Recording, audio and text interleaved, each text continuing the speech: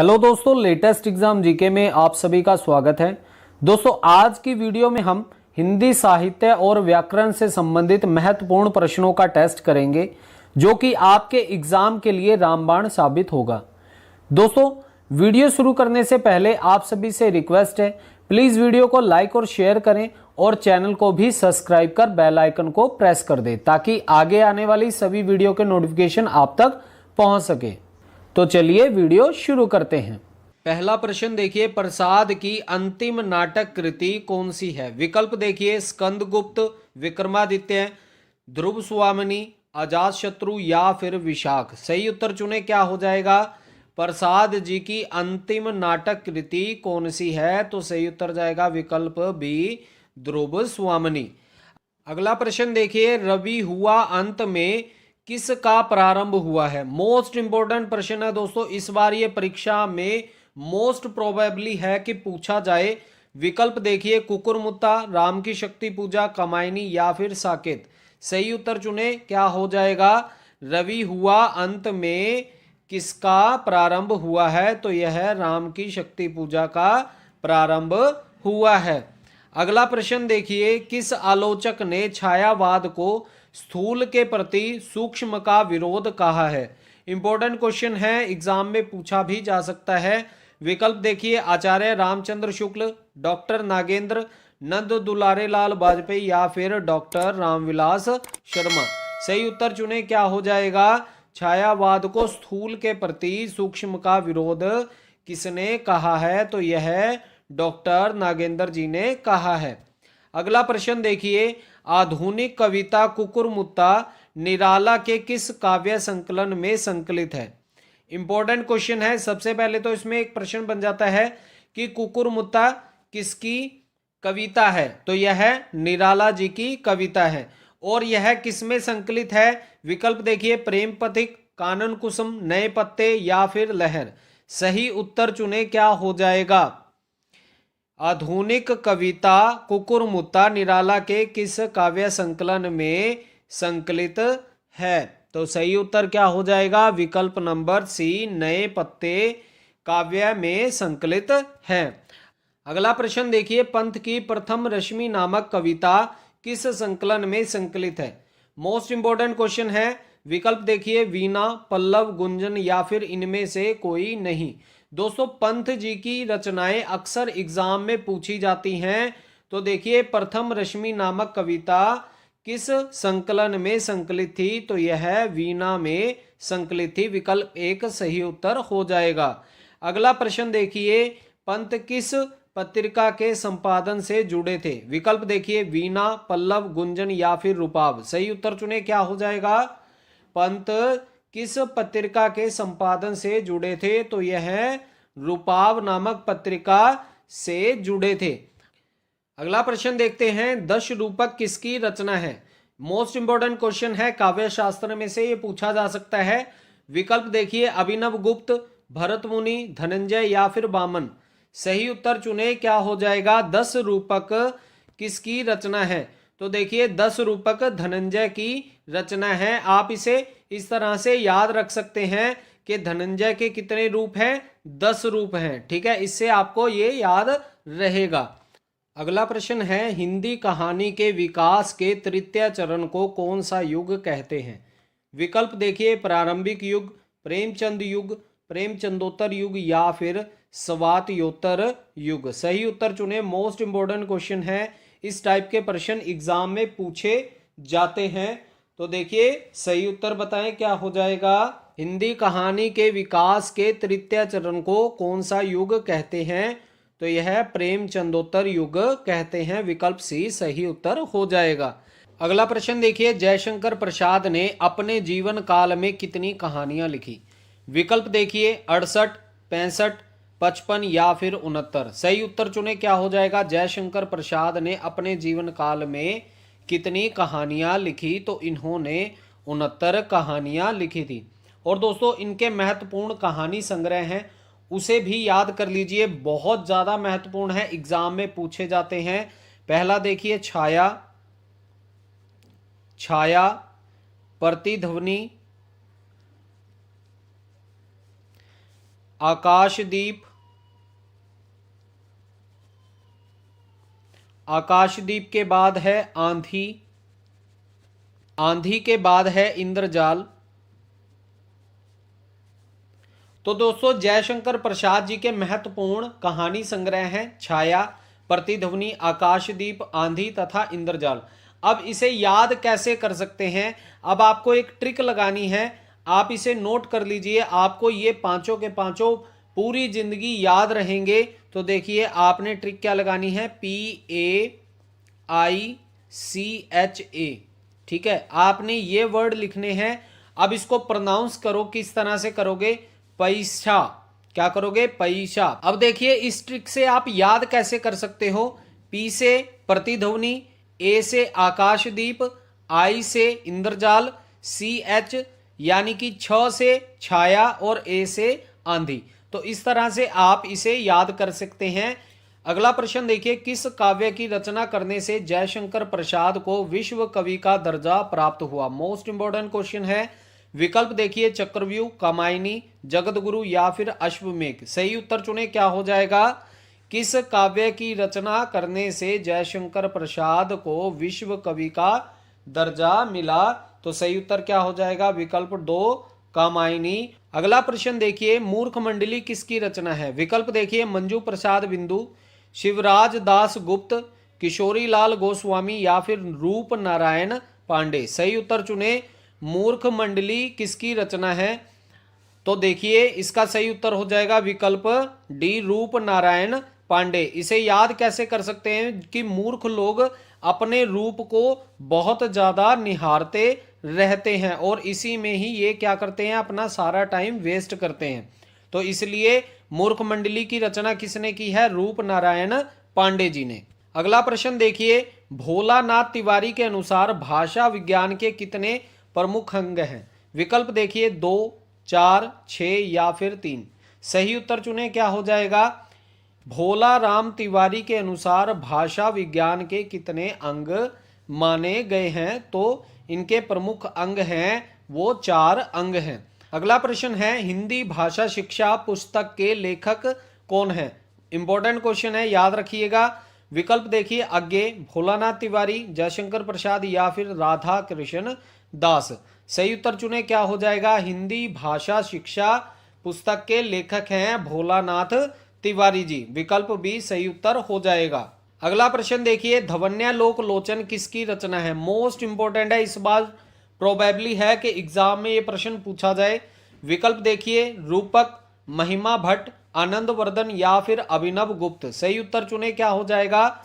धवन्यालोक लोचन किसकी रचना है? तो यह है अभिनव गुप्त जी की रचना है। विकल्प डी सही हो जाएगा। अगला प्रश्न देखिए, ऊधो का लेना ना माधो का देना। सही उत्तर चुने, क्या हो जाएगा? सबसे अलग थलग रहना, काम से काम रखना, भक्ति ना करना या फिर कृष्ण में प्रीत होना। सही उत्तर चुने, क्या हो जाएगा? ऊधो का लेना ना माधो का देना। तो इसका सही उत्तर हो जाएगा अपने काम से काम रखना। विकल्प बी सही उत्तर हो जाएगा। अगला प्रश्न देखिए, आगे नाथ ना पीछे पगहा। विकल्प देखिए, व्यर्थ में भागना, भगवान को पाने का प्रयत्न करना, रस्सी के पीछे भागना या फिर अत्यधिक सोचना। सही उत्तर चुने, क्या हो जाएगा? आगे नाथ ना पीछे पगहा का सही उत्तर क्या हो जाएगा? तो इसका सही उत्तर जाएगा रस्सी के पीछे पीछे भागना। अगला प्रश्न है, पर उपदेश कुशल बतेरे। विकल्प देखिए, दूसरों को उपदेश देना आसान होता है, दूसरों की सलाह मानना, दूसरों से सलाह मांगना या फिर बिना मांगे सलाह देना। मोस्ट इंपोर्टेंट है, सही उत्तर चुने, क्या हो जाएगा? पर उपदेश कुशल बतेरे। तो इसका सही उत्तर जाएगा विकल्प नंबर 1, दूसरों को उपदेश देना बहुत आसान होता है। अगला प्रश्न देखिए, अंडों का शहजादा। इंपॉर्टेंट है, एग्जाम में पूछा जा सकता है। अनुभवी व्यक्ति होना, कमजोर व्यक्ति, अनपढ़ या फिर अनुभवहीन व्यक्ति। सही उत्तर चुने, क्या हो जाएगा? अंडों का शहजादा हो जाएगा अनुभवहीन व्यक्ति।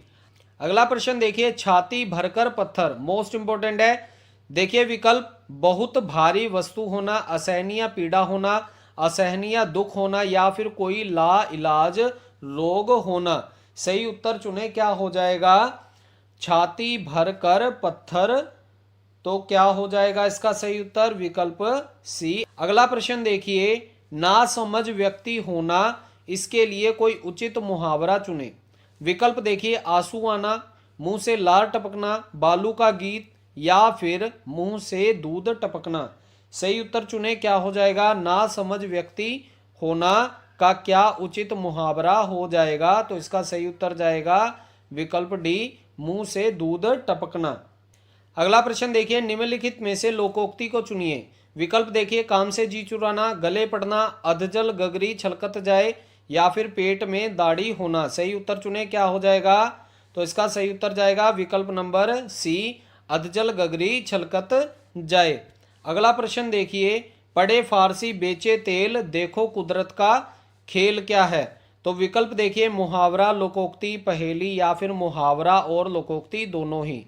सही उत्तर चुने, क्या हो जाएगा? पढ़े फारसी बेचे तेल, तो यह लोकोक्ति है। अगला प्रश्न देखिए, छत्र प्रकाश के रचयिता का नाम बताएं। मोस्ट इंपॉर्टेंट क्वेश्चन है। विकल्प देखिए, घनानंद, लाल कवि, सदासुख लाल, या फिर सदल मिश्र। सही उत्तर चुने, क्या हो जाएगा?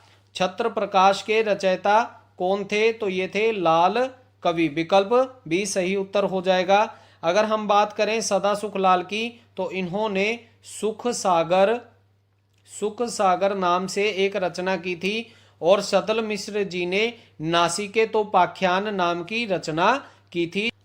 अगला प्रश्न देखिए, भारत मिलाप के रचयिता इनमें से कौन है? विकल्प देखिए, ईश्वर दास, तुलसीदास, सूरदास, या फिर केशव दास। सही उत्तर चुने, भारत मिलाप के इनमें से कौन से रचयिता हैं? तो इसका सही उत्तर जाएगा विकल्प एक, ईश्वर दास जी। भारत में क्या मिलते हैं? ईश्वर मिलते हैं, तो इसलिए क्या हो जाएगा? भारत मिलाप का सही उत्तर क्या हो जाएगा? ईश्वर दास। अगला प्रश्न देखिए, काव्य निर्णय किसकी रचना है? मोस्ट इंपोर्टेंट है, एग्जाम में पूछा जा सकता है। विकल्प देखिए, भिखारी दास, श्रीपति, जसवंत सिंह, या फिर ग्वाल कवि। सही उत्तर चुने, क्या हो जाएगा? काव्य निर्णय किसकी रचना है? तो देखिए, निर्णय कौन नहीं ले पाता? तो वह भिखारी नहीं ले पाता, इसलिए विकल्प ए सही हो जाएगा। काव्य निर्णय का सही उत्तर क्या हो जाएगा? भिखारी दास। अगला प्रश्न देखिए, आंसू का प्रधान रस क्या है? विकल्प देखिए, करुणा रस, वीर रस, शांत रस, या फिर वियोग रस। सही उत्तर चुने, क्या हो जाएगा? आंसू का प्रधान रस क्या है? तो इसका सही उत्तर जाएगा विकल्प डी, वियोग रस।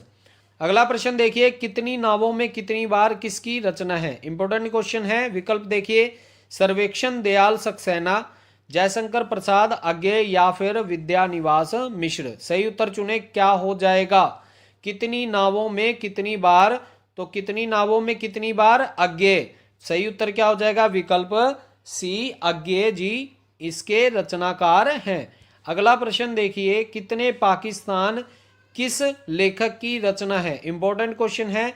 विकल्प देखिए, महादेवी वर्मा, धर्मवीर भारती, कुंवर नारायण, या फिर कमलेश्वर। सही उत्तर चुने, क्या हो जाएगा? कितने पाकिस्तान किसकी रचना है? तो यह कमलेश्वर जी की है। विकल्प डी सही हो जाएगा।